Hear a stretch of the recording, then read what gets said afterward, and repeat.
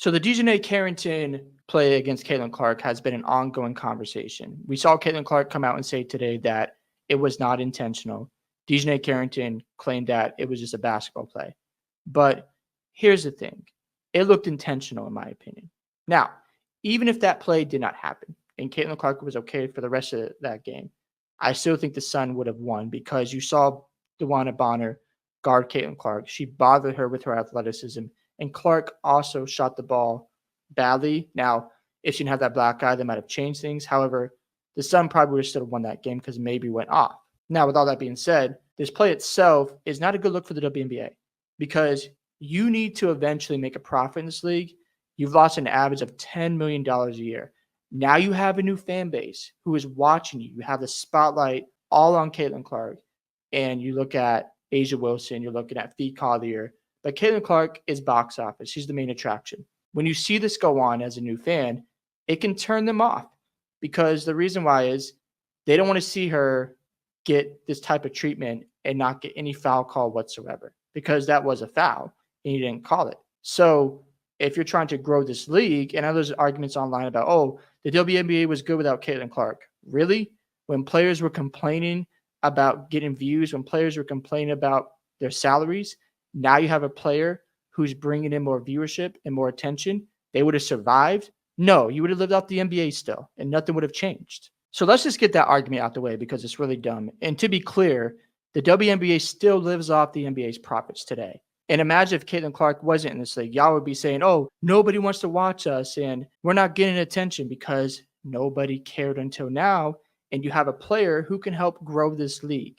And I just don't understand that logic of, oh, we're surviving even without Caitlin Clark. That is dumb because if the NBA decided not to pay them, there would be no WNBA at all. These players would be playing overseas. Those are just facts. But going back to the Dijonai Carrington situation and Caitlin Clark, if Caitlin Clark missed game 2 tomorrow, what would the views look like? I guarantee it would be such a massive drop-off, especially if the injury was something where Caitlin Clark didn't come back in game 1.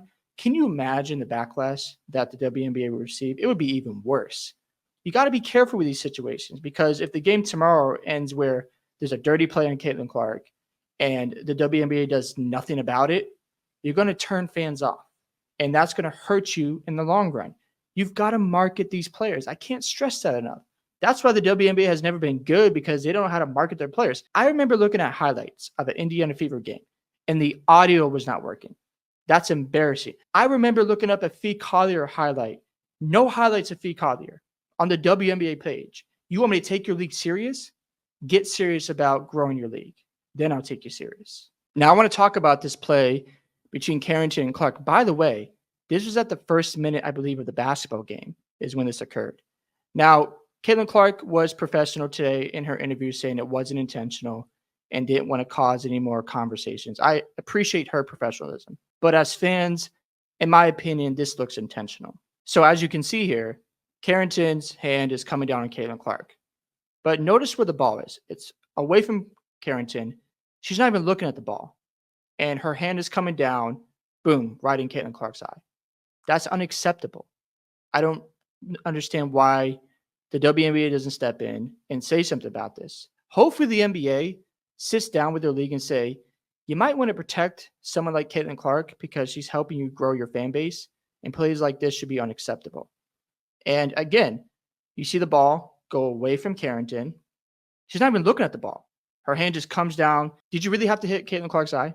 That didn't need to happen. You could have hit her shoulder or maybe hit her in the forehead, but her eye, I don't know. I just don't see that as a play where you're trying to pay attention to Caitlin Clark. And notice that after that happened, they put Bonner on Caitlin Clark more often than Carrington.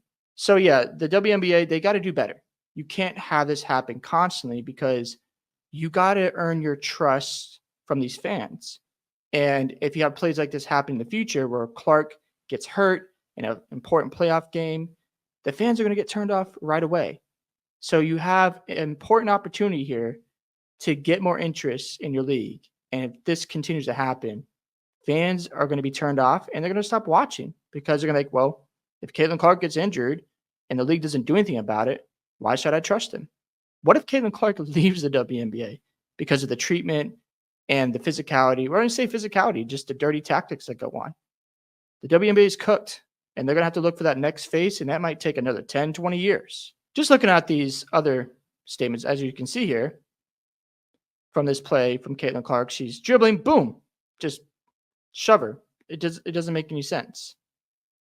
Like, I don't get what they're trying to prove. And yeah, and again, at least she's not blind, because that would have been worse. Again, I don't even know why I would attempt to hit anybody in the eye. That doesn't make any sense to me. I didn't know I hit her. Actually, it's never intentional. That's not even like the type of player I am. Okay, Carrington. Don't believe you. But as you can see here, Carrington also asked, did you and Marina Mabry kind of laugh about it afterwards? It looked like later on in the game they caught you laughing about it. No, I just told you I didn't know I hit her. I can't laugh about something I didn't know happened. And as you can see here, they're laughing. So it was intentional. She should have been kicked out. Flagrant 2. Can't argue with that. And I know people try to clown CC, but she's the face of the WNBA, whether you like it or not.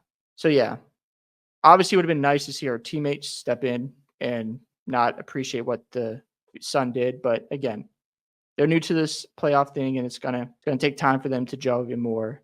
Yeah, clearly intentional. The follow through with a finger hand is not a natural basketball movement. It could have resulted in serious injury to Caitlin Clark. And that's my thing. You look at this play here with Clark and Carrington. The ball is out of her hands as Carrington's hand comes down towards Caitlin Clark's eye. It looks intentional, and it's egregious. Again, I can't stress this enough. When you have a player who can help elevate your league and you've never made any money, plays like this happen, it's going to turn off fans.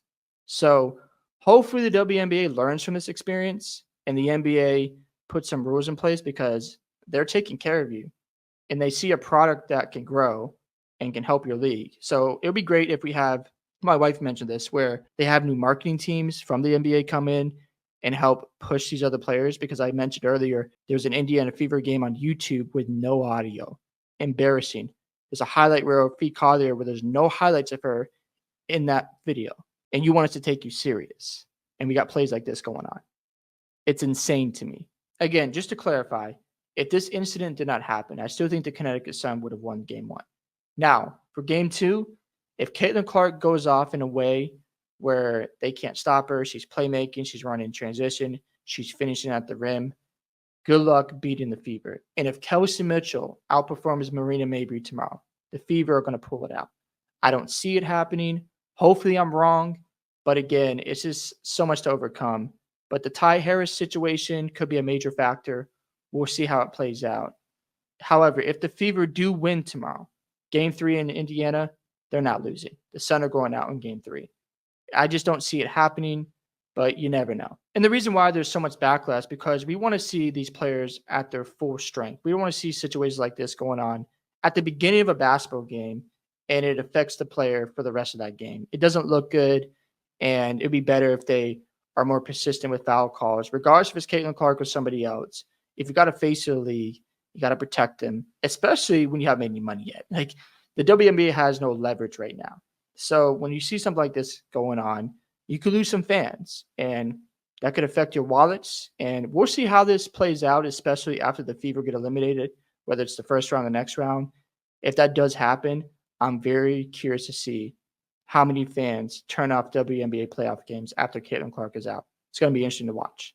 Hope you guys enjoy this video today. I'd love to hear your thoughts on this situation with Dijonai Carrington and Caitlin Clark. Don't forget to like and subscribe to the channel, and I'll see you in the next one.